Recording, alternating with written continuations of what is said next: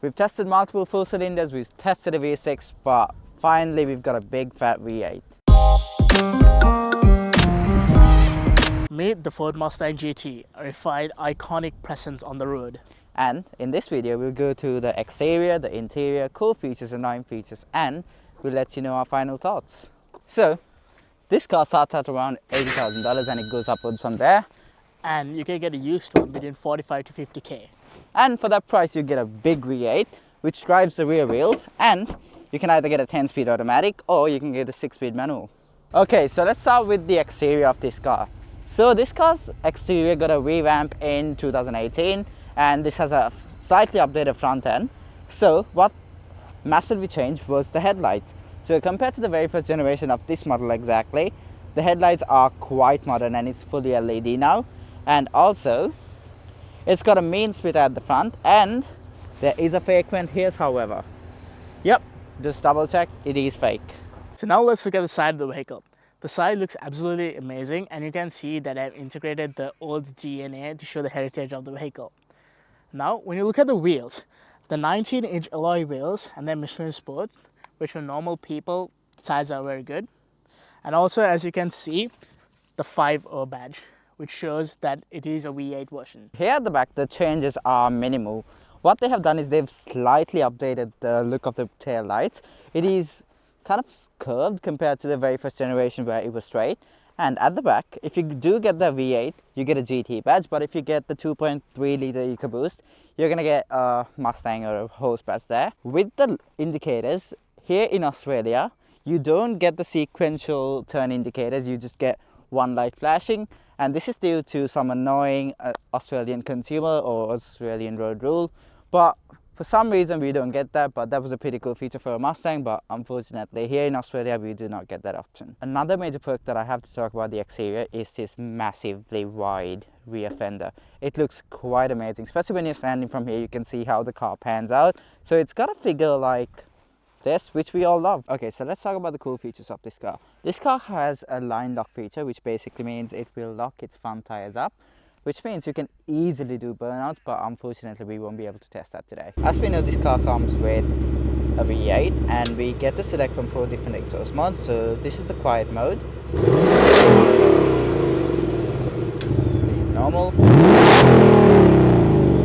this is sport, and this is racetrack.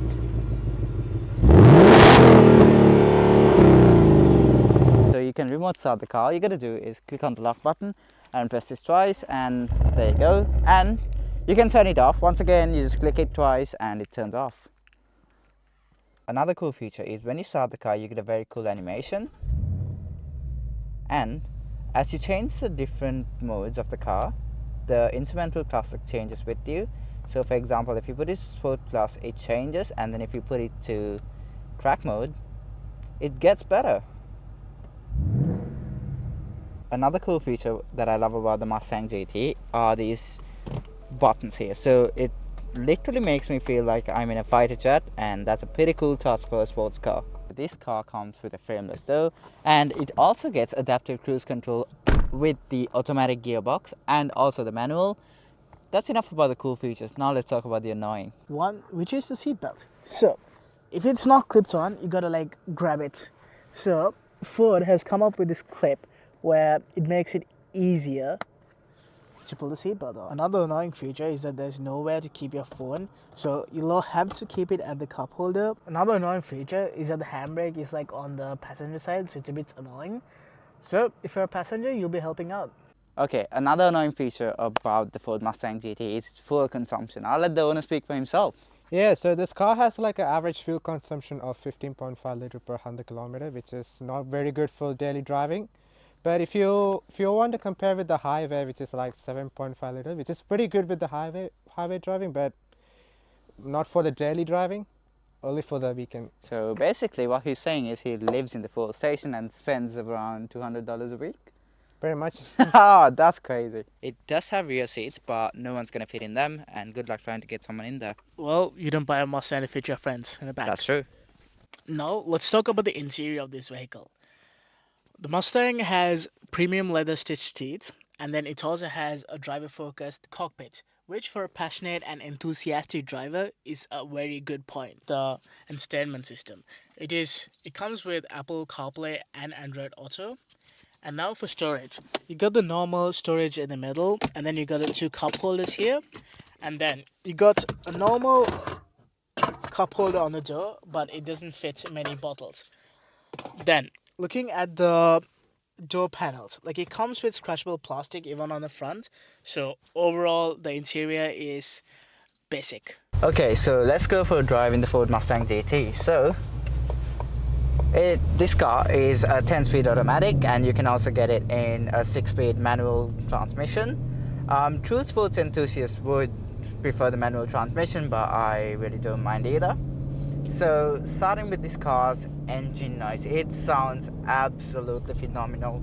So the second you put the foot down, there's enough horsepower to basically get you going like this. And this car is not turbocharged, so there's no turbo lag at all. It has a big old V8. So the second you put your foot down, it sounds amazing, absolutely amazing.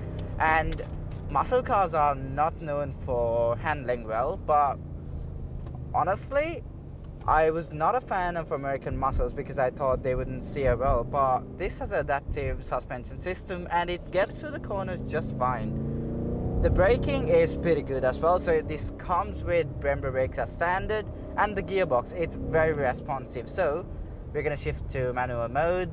So we're in the 6th gear, we're going to kick down, down. Pretty responsive.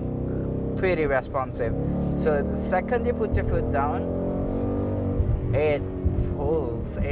It's an amazing car to drive, and that's the selling point of this car. This car has been one of the best cars made for the last 65 years, and this is Mustang heritage in a nutshell. This is literally Mustang heritage in a nutshell. So driving, 10 out of 10. I would recommend this car to everyone. Golden question: is it better than the Kia Stinger GT that we tested last week? And the short answer to that would be yes. Yes, it is. So this car has 65 years of racing heritage, and it shows. Because the main selling factor between this and the Kia is this is a Mustang. Unfortunately, that's just a Kia at the end of the day. So there you go. Driving wise, it is fun. It is an amazing car. So yeah, that's where I would leave the driving experience. Okay, now for the final thoughts of the Ford Mustang. So, in my opinion, this car looks absolutely stunning. It sounds amazing. But the main factor is that a brand new vehicle is around 90k and a used vehicle is around 55. So, in my opinion, I would go for something different, maybe a German car or even a Japanese car. What about you, Derek? So yeah, I think this car sounds absolutely phenomenal. It looks amazing, it drives amazing. The only thing with driving is it does feel very heavy, so I do not like the fact that it feels heavy. But apart from that, this car is an absolute spectacle. But is it worth 90k? For me, the answer is no, unfortunately. I would rather get a used M4 or an M3. But if you have the money for it, go. And Kevin, what are your final thoughts? Yeah, as this guy said, like if you want to look for a budget car, like if you have a family and if you want like a good sedan or a good coupe, this car is it's not for you because according to fuel consumption and stuff, it drinks a lot of petrol. So but if you want a car like you want to drive like all day long, like doesn't care about the money and stuff, I think this might be for you. Yeah. So yeah, if you have the money for it, go for it. He's 21 and he drives this car. Ladies, if you're single, you know what to do. This is not Tinder, by the way. Subscribe and enjoy your day, guys. Bye. Peace out. 45 to 60, varying on the ranges. Nah. Here's another cool feature. This car comes with...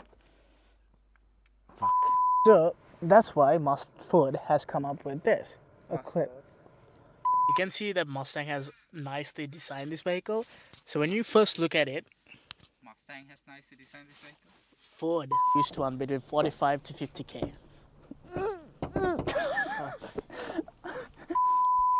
Fuck.